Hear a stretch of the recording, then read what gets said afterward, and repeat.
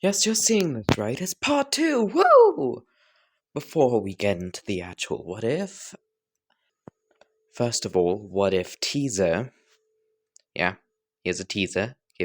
I need some help. I don't know what to do with this image. I want to do something with it, but I can't. I don't know why. I don't know what to do, so help me out. Well, I know what I'm going to end up doing. I just need a name. Anyway. Okay, we're back. Now then. End of the day. At UA. Deku and Mina are chatting. Mina is trying to get as much information as she can out of Deku for the sake of tea, and Deku's just shyly answering her questions. Until he would hear a voice saying, "Hey, Deku, get your ass over here." He would stop, turn around, and see bum bum bum. You can guess who it is. It's not Bakugo, it's Deku's sister. She would walk up to him, calling him Deku again, and she would just start complaining and berating him. And she would also say, "I heard you got your quirk. Oh, I bet it's something dumb. I don't know. Maybe you can, I don't know. Maybe you have you know, I don't know what I could say here that would be oh yeah. Maybe you can pull your eyes out of your head like that one guy we knew back in middle school. You will always be a useless piece of shit. You know that, Deku? Mina would just ask, "Why are you calling him Deku? Why are you being so mean? He's like the nicest guy in the class." Until Mina would get this feeling. Deku's eyes would change color to this.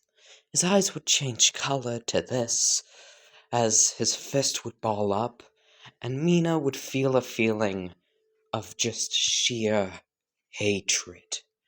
Uncapped, unbridled, uncontrolled hatred. Now, she's assuming that this is Sekido, but she also knows that Sekido is, not quite a single-minded asshole. He's the most responsible out of the group of Deku clones, and, whenever she's around him, she doesn't get this feeling of just sheer hatred, as it would become harder for both her and Deku's sister, who I forgot the name of, to breathe. As he would say, absolutely pissed off, he would look at it dead in the eyes before saying, "Fuck off." With the last off bit, under his eyes would crack as this, coloration would come in. Well, the weird color like this, the purpley color, would come in as under his eyes would crack. She would do so immediately. Deku breathing in, breathing out, as his eyes would return to their usual, just white. Remember, in this what if, Deku just has basic white eyes whenever he's just normal. Mina would just look at him and ask, "Who was that?" Give me a moment. Hello, I am back. Why do I sound like Google Translate? I sounded like a robot. Yeah. Mina would ask, "Who the hell was that?" Deku would sigh before saying, "I can't tell whether it was Sekido, Urumi, not Urogi, Urumi. He's a separate clone, one that I did not include in the first video, because, he only gets decapitated 4 times each time in that video. You know, Urumi is just kind of sitting in the background. And in case you're wondering, like, Urumi is the body double. How do I explain this? Okay, so in the first video, you know the extra Izuku clone that, when Inko hit him with the bottle? You know him? That was Urumi, aka aka a hantengu clone capable of changing his size. He represents resentment. So yeah, Urumi is just kind of his body double so that, mini Tengu can escape. If that makes sense. Deku would say, I can't tell if it was Urumi, Sakido, or... He would just kind of space out at that last bit, staring out into the distance. Mina would ask, or who? Deku would look at her and clap his hands together before saying, yeah, let's go. So you are asking about my childhood? Why are you suddenly so, cooperative? I'd prefer if we don't talk about the last one. Deku would space out once again, just staring off into the distance. Mina just raises her hands like, okay, you don't want to talk about him, let's not talk about him. Time skip. 12 o'clock that night. Deku's just sat out. Give me a moment. I am back. Had to do something for a couple of minutes. Okay. So, Deku is outside on, just outside. And leaning against a fence, looking up at the stars, just questioning life, I guess. He's up on a bridge, looking up at the stars, leaning against the fence. It's beautiful. And, well, it would be beautiful until he would feel a familiar yet unfamiliar presence. It's weird. He's getting a feeling of deja vu. As, well, the presence gets closer and he freezes up, a man with red hair would walk up to, the stand the fence he's leaning against, and say, the night sure is beautiful. The man would turn to him, and Deku would see his eyes. All 6 of them. And in the center of, the 2, quote-unquote, normal eyes, the eyes where they would usually be, there would and should be eyes, those 2 eyes, it would read, Upper Moon 1. Deku would be hit with a spout of deja vu. Just colossal, deja vu. The man would look at him as Deku was beginning to shiver and sweat a bit, as he would say, yes, this feeling is quite normal. Now then, the man would grab Deku by the hair and pull him closer, looking into his eyes, saying, hello there, Upper 4. I bet you're questioning what's happening. So am I. You see, there are, more people like us out there. People with numbers in their eyes and the ability to heal from just about anything. And, while all of us may be similar, we are all not the same. Get where I'm coming from here, Upper 4? Yes, yeah. The man would sit back and sit down on the fence before continuing. And you know that feeling that you want to serve someone, this desire and need to serve someone, but the person you want to serve isn't anyone, it's one specific person who you can somewhat recall, but at the same time it's so distant. Deku would once again say yes, barely able to stutter it out. Now, look, I need your help and you need mine. I have been looking to, well, bring us all together. You know, this feeling of familiarity that we all have with each other. I want to bring us all together.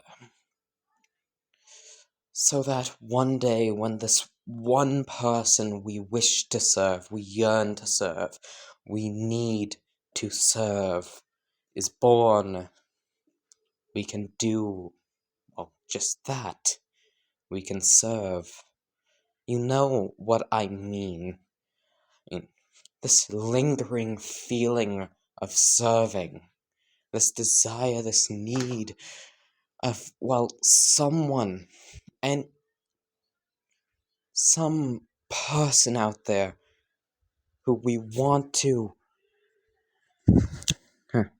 Birds outside are going crazy. Okay, back to seriousness. Who we want to, need to, and wish to serve. Who we feel indebted to for no true reason. I want to bring all like us, all with this feeling, well, together, so we can do what we're supposed to, so we can serve. I was able to find you because of this feeling, because we share this feeling, because just instinctively we know each other. You don't deny it. You felt that burst of deja vu when I got near you, and so did I. The man would reach out his hand and say, "Come on.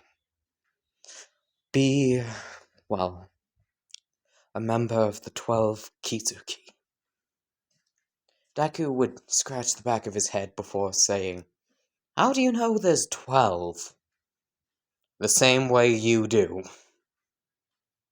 Deku would just pause for a few seconds before saying, "Touche."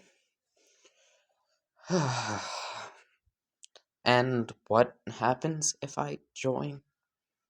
Simply put it, you're going to be with more like us.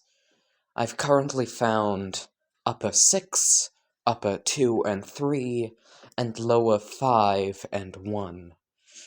The others either haven't been born yet, or we haven't looked hard enough.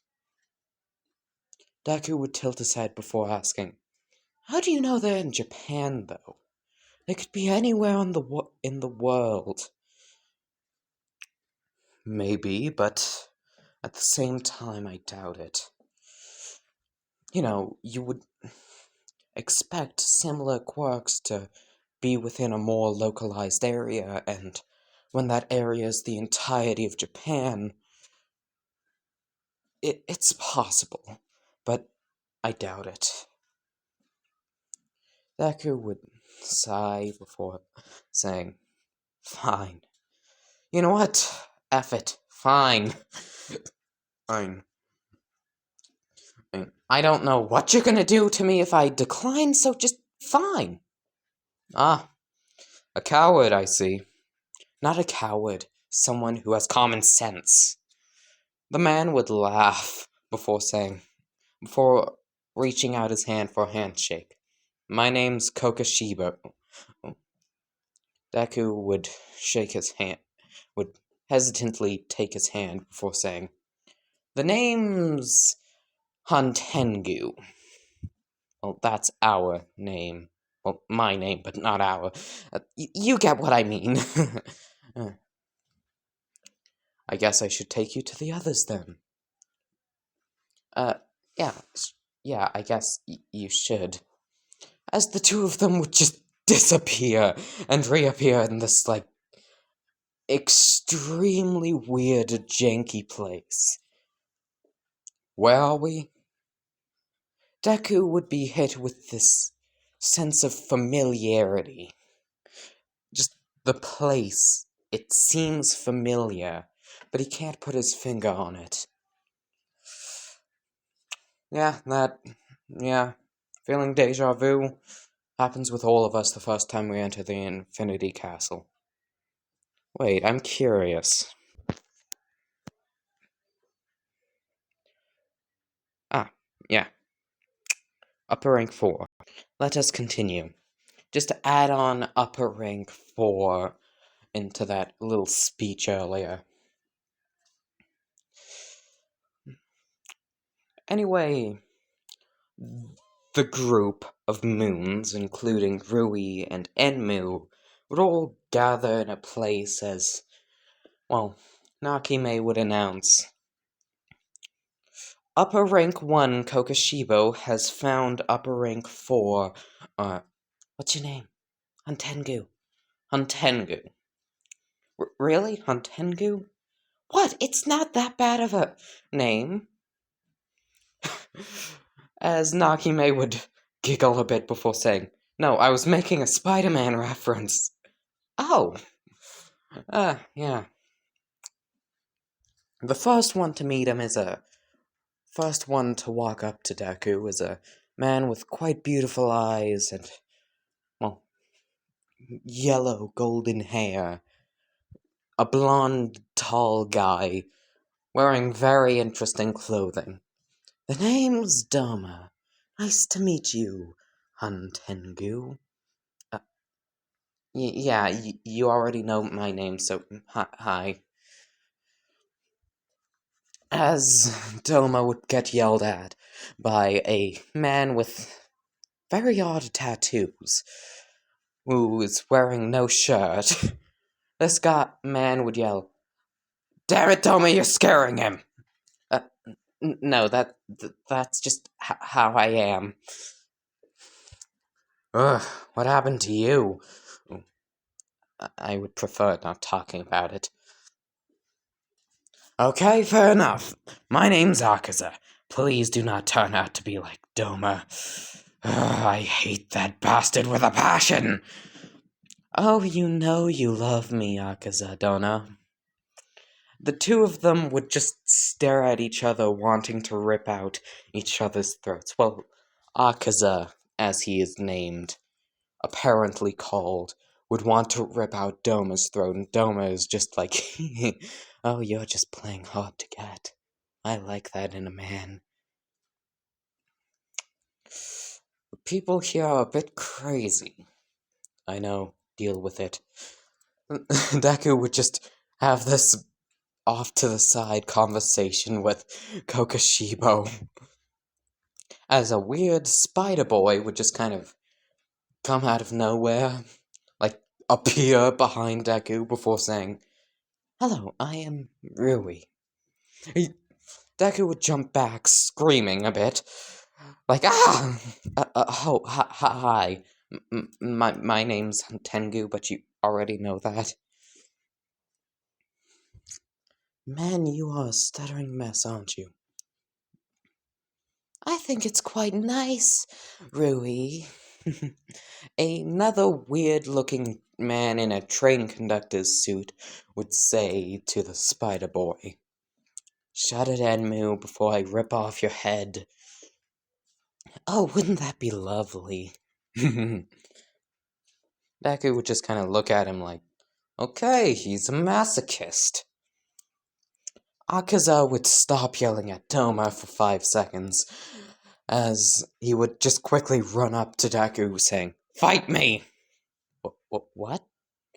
Why? Because I fight literally everyone here. Every newbie, I fight him. Why? Because I want to get stronger. Get stronger so I can fight tough opponents, so I can get stronger. It's a self-fulfilling loop. Okay. Okay. Great! Wait, I didn't say yet. Before Deku can finish, his head's been ripped off. Wait, I think he didn't quite agree. Yes, you are right in that sense, Akaza. Oh, fuck off, Doma! Well, fuck you too! He would just hear from the side as Sekido would get up. So would Karaku. Before he can question anything, he would get hit by a lightning bolt as Karaku would blow a gust of wind at him. We cut to Kokoshibo and Nakime. The two of them are just kind of standing there, blankly staring at what's going on. As, like, Akaza is throttling Karaku and Sekido. Doma is just following Akaza around with a diamond ring, and Rui and Enmu are, wrestling with each other. Do you think this was a bad idea? Yes, I do. Time skip about a week after that entire cadenza. Deku doesn't know why, but he feels this feeling of both safety and also extreme danger when he's around the other, moons, as he's grown to call them. Now, yeah, the other moons. The other upper ranks. Wait, if Nakime's upper rank 4, then what rank is hantengu? What?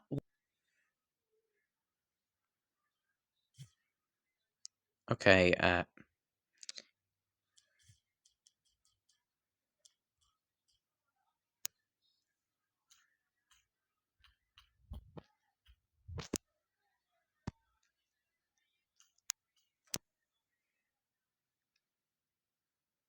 what? It's like Hantengu and Nakime sharing a rank? This is weird. Anyway, yes, back to seriousness. Let's continue with the what if. Deku and his sister don't really talk to each other that much.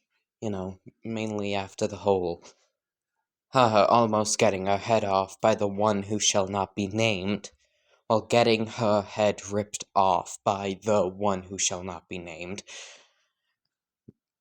Y'all can guess who it is, but Deku does not want to really say his name, because, I'm gonna say this now, he's the most likely out of the group to either kill someone, or eat them, or horrifically maim and torture them, and/or all three. He is the most volatile out of the group.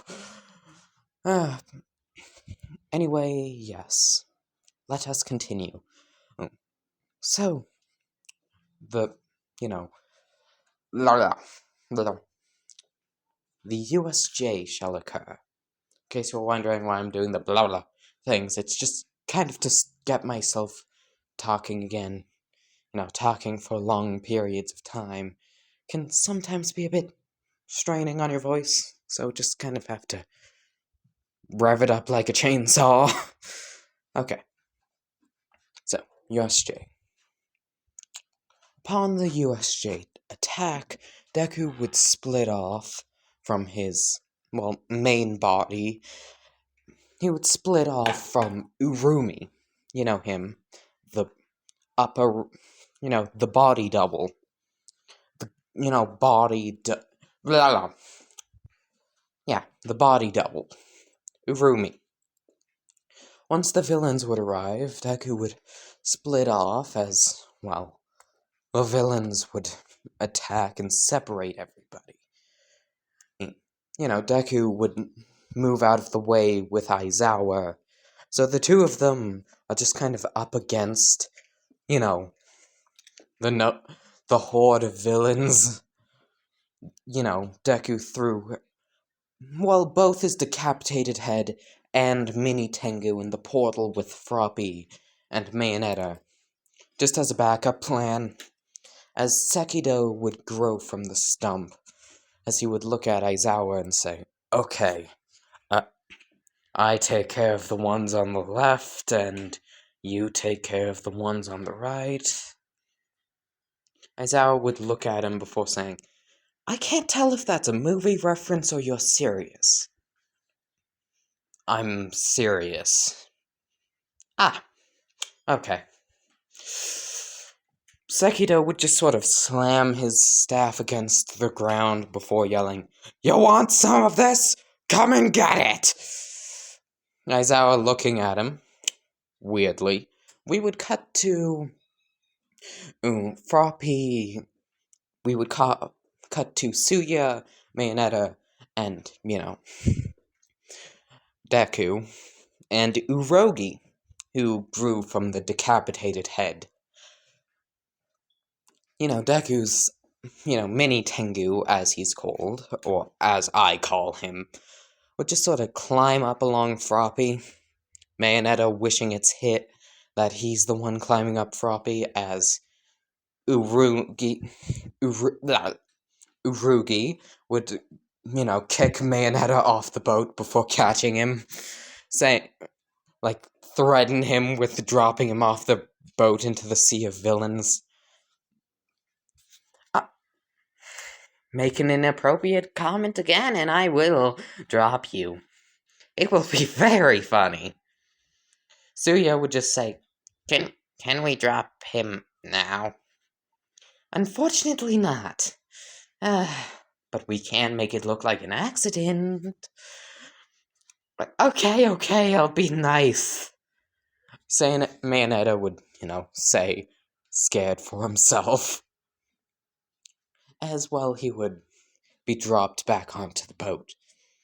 As Urogi would say, "So, what's the plan? I'm not really good at plans. Usually, Big Brother Sekido does that, but, what do we do?"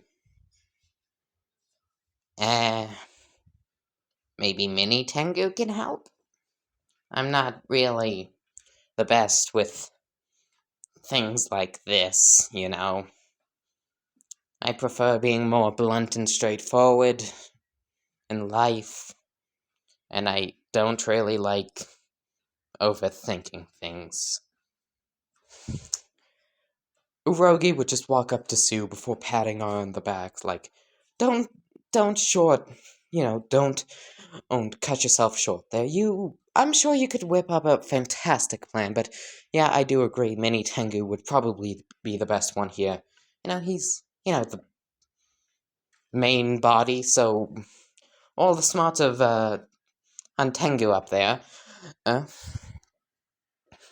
Mini Tengu would just thumbs up. Cut back to Sekido and Aizawa. Sekido is whacking villains over the head with his staff, electrocuting them. Just like he's just sort of laughing his ass off at watching them convulse on the ground. Aizawa's taking notes of possible risks and volatility of Sekido whilst beating the shit out of villains. As, Shigaraki would say, damn it. Send in the Nomu. All Might may not be here, but maybe we can draw him out. Yes, sir, Shigaraki. The Nomu would run in before gut-punching Aizawa, sending him flying as Sekido would smile at this, psycho grin, and before saying, "Oh, this is gonna be fun." As well, more of the individual who shall not be named is beginning to show itself. In terms of personality, anyway. Sekido and the Nomu would go at it until the Nomu would karate chop Sekido in the neck, chopping off his head, bringing Aizetsu into the fight. As well, we would cut back to Deku, cut back to Froppy, Deku, and so on and so forth. Urogi's carrying, Froppy and Mayonetta, who's made a, giant ball of his sticky balls. Mayonetta would then throw the ball upwards as Urogi would use his sonic blast to blow up the ball, sending all the balls flying and distracting all the villains, while the villains would get distracted by the bouncing sticky balls that are slamming up against them, as the two of them would fly away, as the villains are just too busy in trying to duck and dive. They're just all screaming, dodge them! Dodge the sticky balls! One villain would say before getting hit in the eye, and screaming I won't be able to get this off without pulling out my eye! Just sort of they're all panicking, because the sticky balls are just gonna attach themselves to them, and they won't be able to, they think they won't be able to get them off. Pretty sure, Mayonetta's sticky balls last for a few hours. But yeah, it's more so a distraction than anything. They would fly off to, the Nomu, as Urogi would set down, Suya and Mayonetta, him joining in the fight against the Nomu, who's even brought out Karaku. But I'm gonna say this now, they're getting worked. They haven't exactly had hundreds of years to grow in power. They're 15. And so, yeah, they aren't exactly extraordinary or anything. Urogi would come in from the skies, blasting the Nomu with his sound blast before getting grabbed on the leg, slammed on the ground, and then kicked at his three brothers, and knocking them all over like bowling pins as Urogi's leg would grow back, because the Nomu had ripped it off. Sekido would begin smiling and laughing uncontrollably, as, Urogi would look at Urogi would look at Aizetsu, saying, "Looks like he finally lost it." As quickly, Sekido would grab his three brothers and begin absorbing them into himself. As Karaku would say, "Oh wait, it's him! Oh shit!" As all of them would get absorbed in, and the sinister presence would just fill the entire USJ, as the lights would flicker, as, quote-unquote, Sekido would begin laughing absolutely uncontrollably, as all the villains, even Shigaraki the Nomu, even Aizawa, would just feel this weight on their chests, making it harder for them to breathe, and just this feeling of pure, untapped, untouched hatred bubbling up. Pure, unadulterated hatred. As the form of Sekido would change to... Recording? Yeah. As Sekido's form would change to this, him still laughing and laughing and laughing. Looks like my brothers didn't quite want me to come out and play today. How cute is that? Oh, and would you look at that? The puny mortals decided they wanted to imitate us. How cute. We'll rip your heads off and mount them on my wall. Aizawa's just looking at this on the ground, like he got gut punched real hard by that Nomu. He's just looking at Deku, who he thinks is Sekido, like, what the fuck, I thought you were the responsible one. As this individual's laughter would continue, he would say, I guess I should properly introduce myself. You can call me Zahakuten, but you and you, he would gesture at the Nomu and Shigaraki, can call me... You can call me Daddy. He would say this, like, just... Mina, we cut to Mina, who just suddenly turns red and begins squealing. Like, sorry, I just needed to make that joke. Just, Mina would begin squealing in excitement. No one near her knows why. She just begins squealing. Just like, eh. Give me a moment. A set of wood dragons would appear, the lights still flashing, as this individual would begin banging on the drums on its back.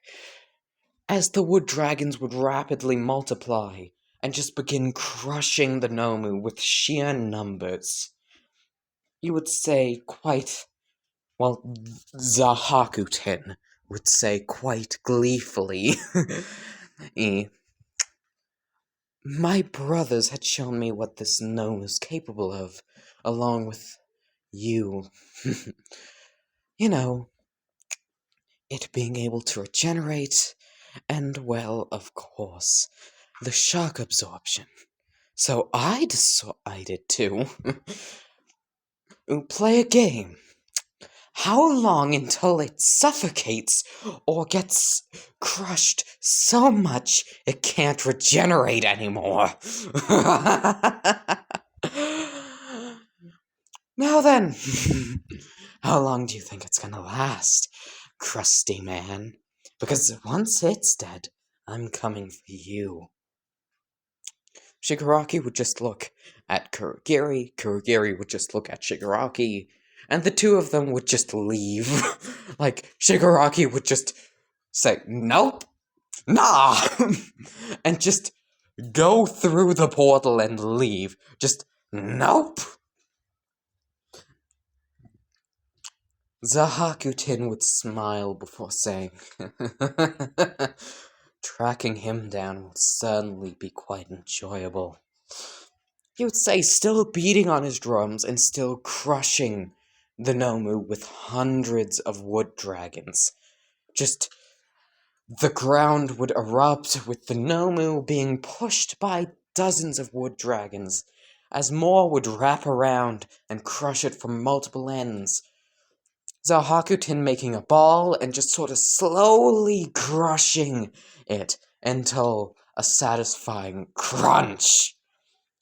As blood would drip out of the ball, Zahakuten not stopping, crushing it and crushing it and crushing it and crushing it until there's nothing but paste left.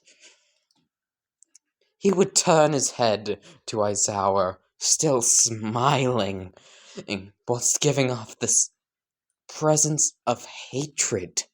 How can he be so happy whilst being so hateful? He would look at Aizawa dead in the eyes before saying, yeah, we're going to need the next 2 weeks off.